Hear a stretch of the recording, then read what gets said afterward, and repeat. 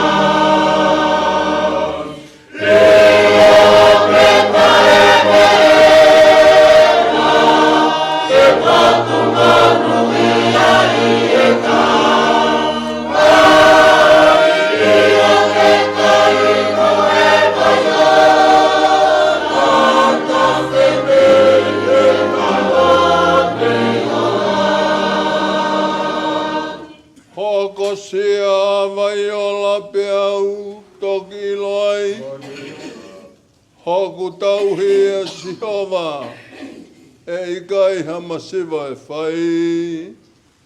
Hoku sihana waiawa, e anga te loa,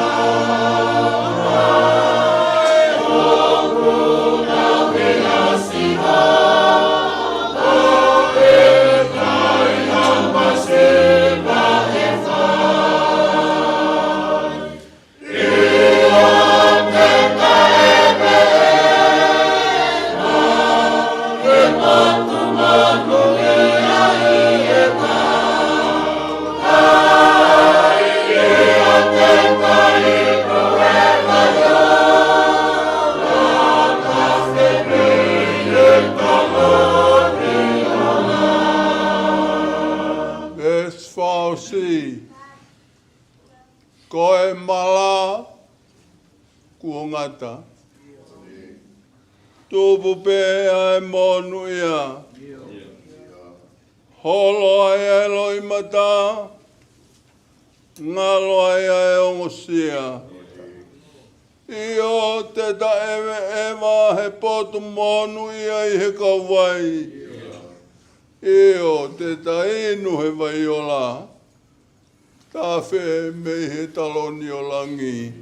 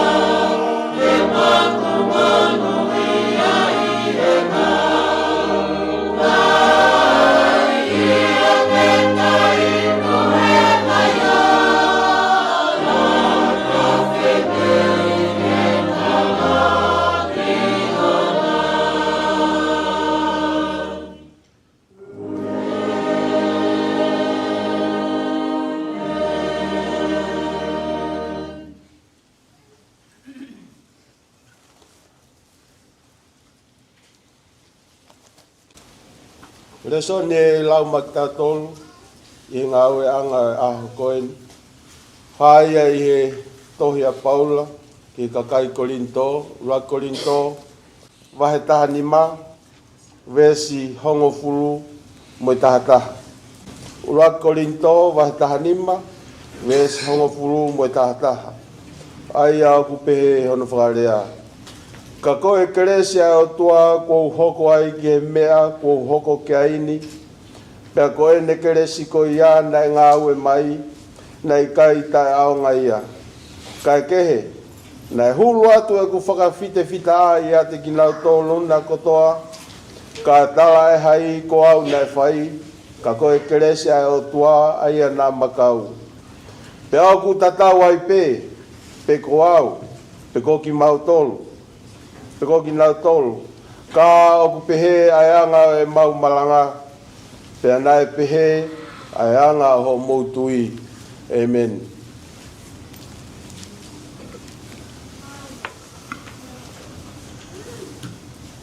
Kore atu ke hu whanga e whakatapu. Whai pe moa ki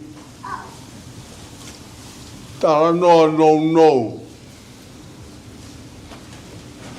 Ki e Seluipepeli Matafonua Fotofili. Pe moea ngā oe ne ngā ue I he tauhi e kakai ai eiki na e tuku mai kene tauhi. Pana mō mea ki he le soni o e honi o kutala noa ia he kles ai o tua. O le soni e honi. He ku whakatonu lea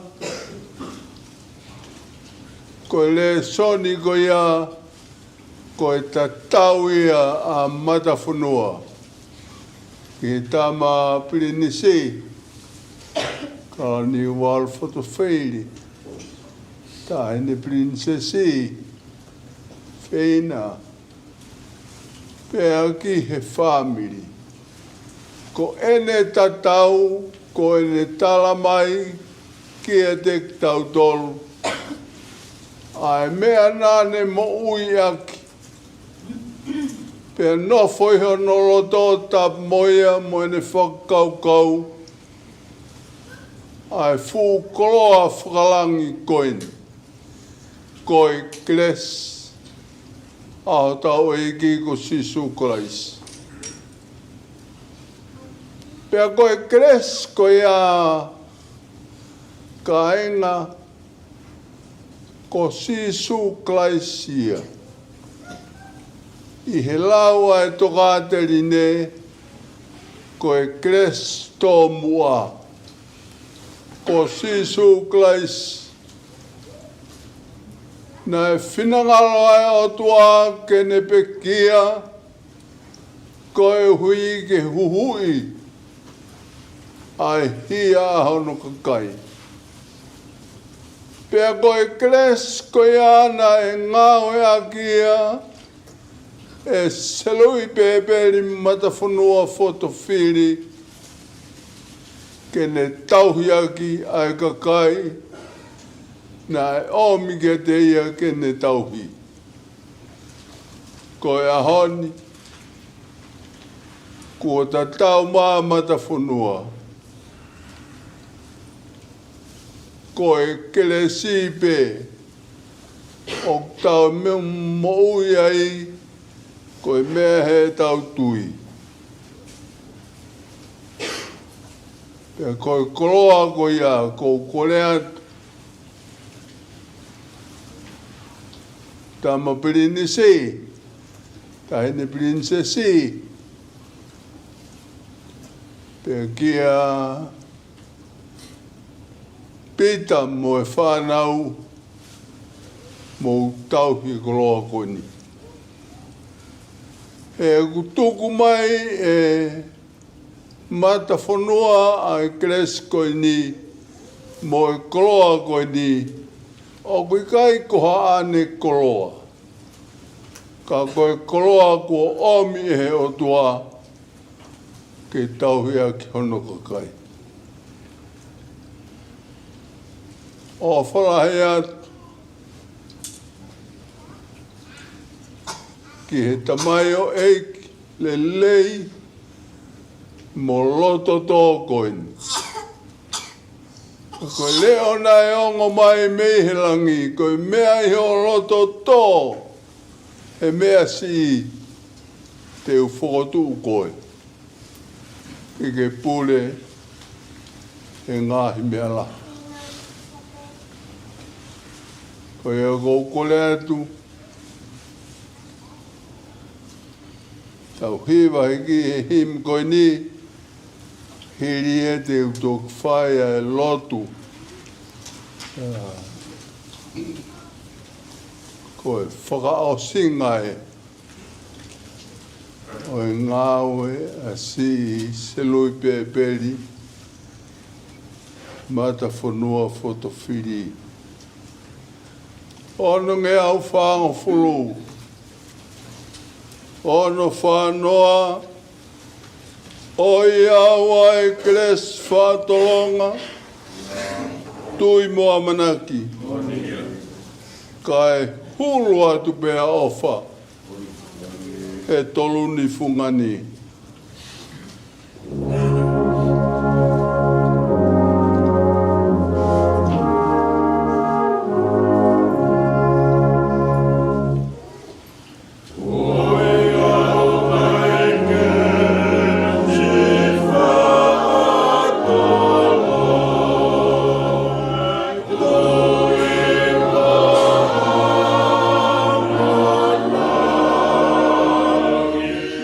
Langi,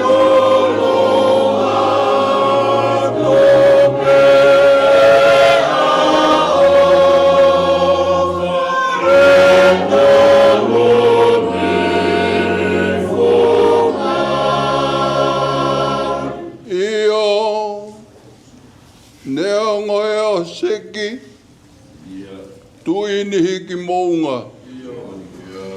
Tae aonga kotoa peke viki, kai gai mawa ofa.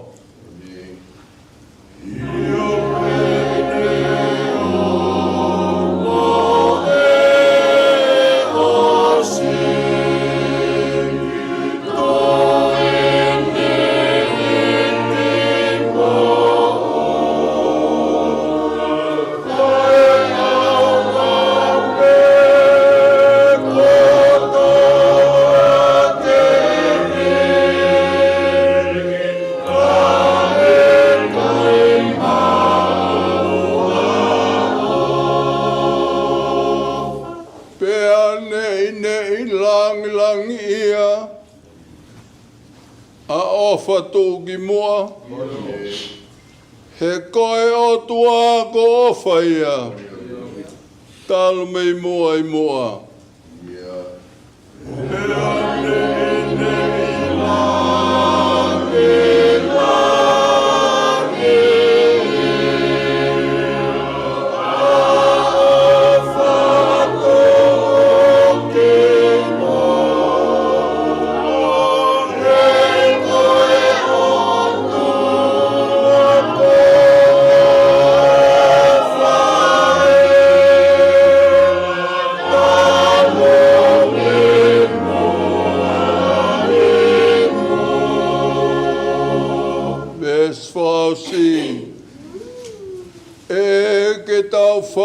Fuae koloani fumasan o tauhi mawaibe kelesi taingatani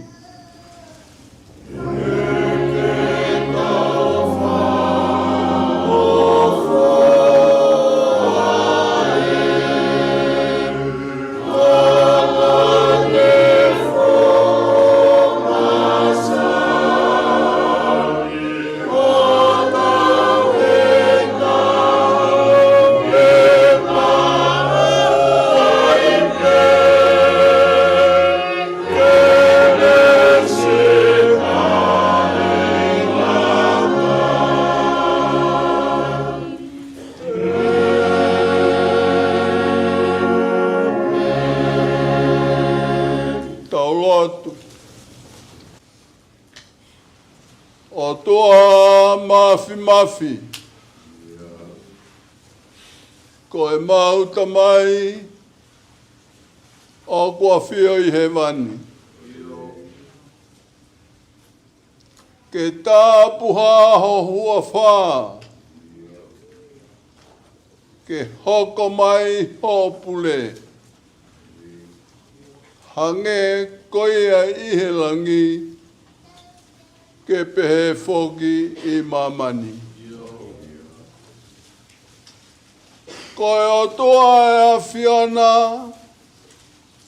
o langi te amo mamani.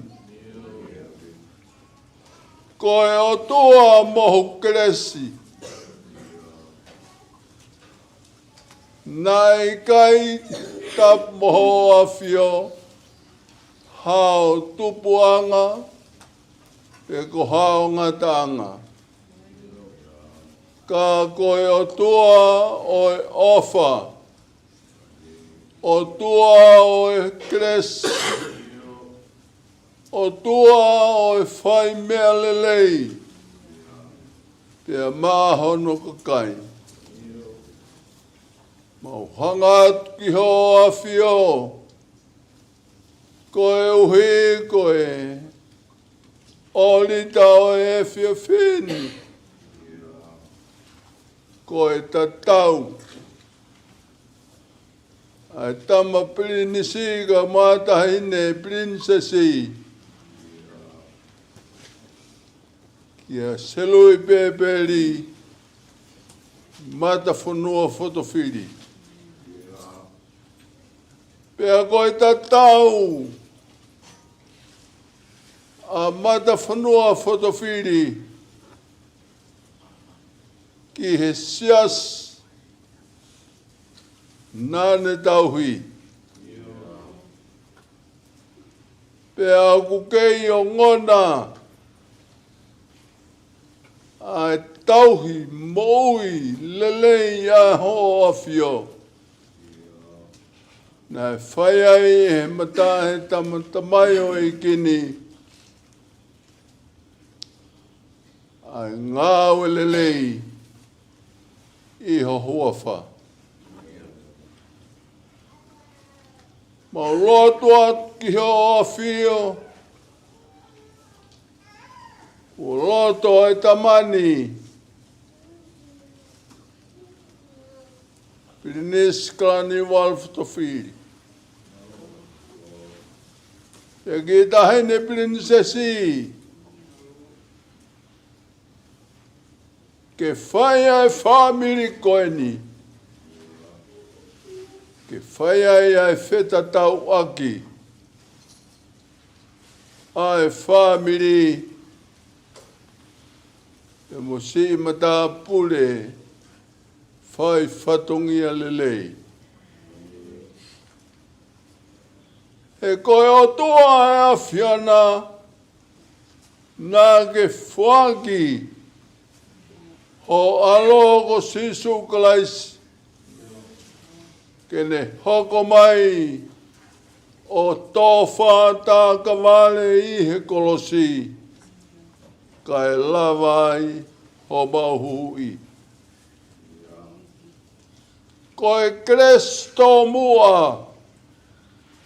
Na e uruaki hoko mai be. Ai kres ai a whiana. O whengai pia moe o tua. Pena e o tua. Ai kelesi. Ki he tangata. Au rotua ki hoa whio. Haele mai moa ho lau mali e mauniuni. O ke whakatāpui. Ai whiohi anga. Ai tamasi pirinisi. Ka mātahine princesi.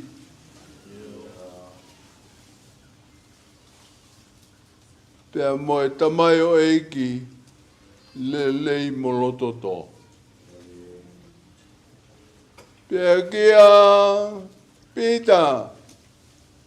Kai o maa ai family. Koe matai koloa o e honi. Koe otua. Ko Ofeina. Talbe me i mua. Ngau e mai lau mali e. Ho he huini momoa. O ana mau mate ai pe. Kui. Turi o ngonoa. Ngau e mai. Lau mali e. Ngau e mai. Mau whaia e tatau koeni. Pea mo whewhua ka wāki he komnani te. Moe family. Moe siasi. Moe kāinga kotope. Mau tuku atua ki mau tolu ki he aftou kupu. Whai whakamoui o e a whiana. Whai mai a hamau tāpuaki. A whio mai a koho mau o toa. Tu ke mau nofo atua koho kakai. Tali mai moa e mau rotu. I he huafa pe o sisu kalais koho alo. Ka koho mau whakamoui. E meni. Amen.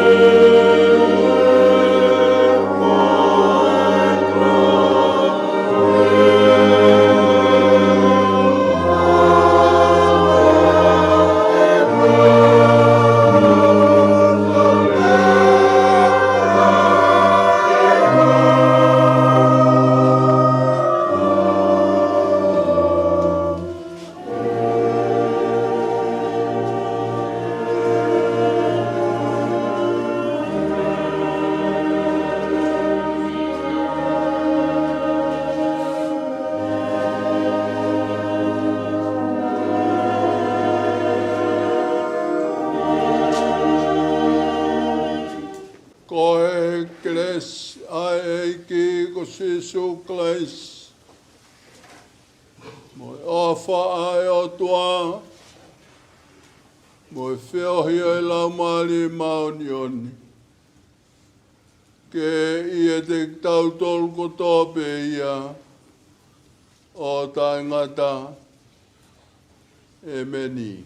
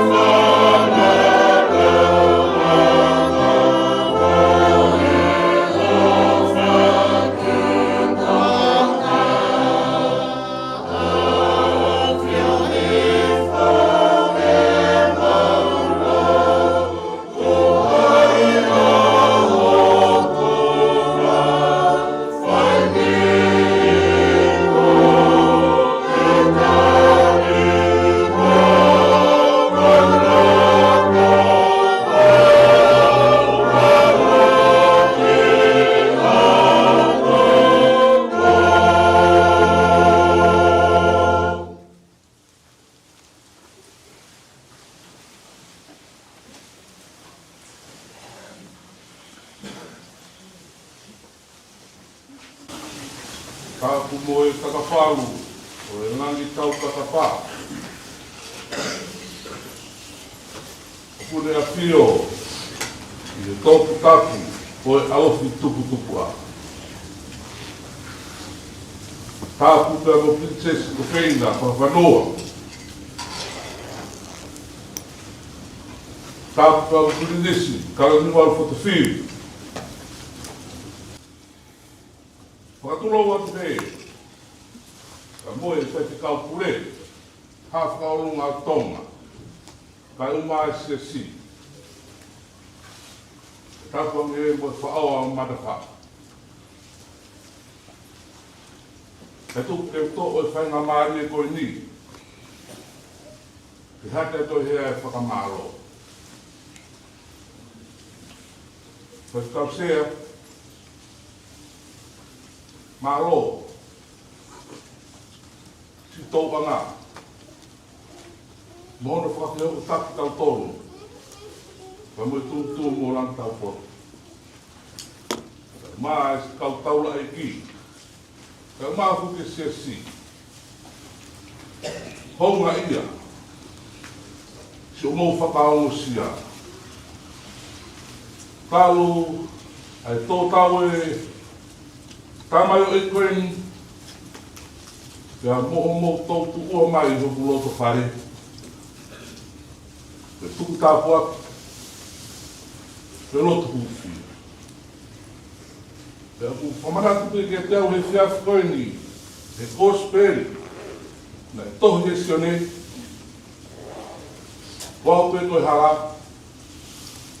kia moa mo odi, moe mo ui. E kai fōu hataha ke kamai, ka kōpau ke te fōu e te au. O kutofu e whāmeni koe ni, mo e loto honga ia mo oni, i kai te ulawa ke i whakafōtunga, harea tāu pēr mo whiunga, ki whakamalo ia i si o mō whakamosia. Ko iei wai o whalahe ata ki mō tōru. O te kau, Sea ka mai whakau pūre o mahenga whanua, whanua, ma si tau whakau ko toa pē, mo siasi. Hono sino hā mai e, o ne hūwhia o whare i te apikoni. Honga ia ke whakafofunga ia kua unu motua a whakamaro mo e roto whakapapa mōni. Ko ia pē e whakamaro, mu hatete e te apikoni. Tau tapa pē ke tai hā mai, ke tau maringi mai le alo wha.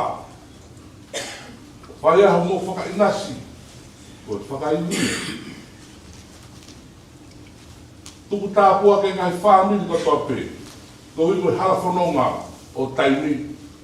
Te upe whai e o ko oko, ko hui koe mo uio i tāni ki mono whiwhia. koia pehea e whamaro, haka te sea koeni, whakamore more pe. Ha whaungarea, te kua whafo Tonga, o kungari tataki tua. Kore ke ngu whakape taramaru, kakato e whanua, o kei malu. Koe wahe na whahe o kaulau.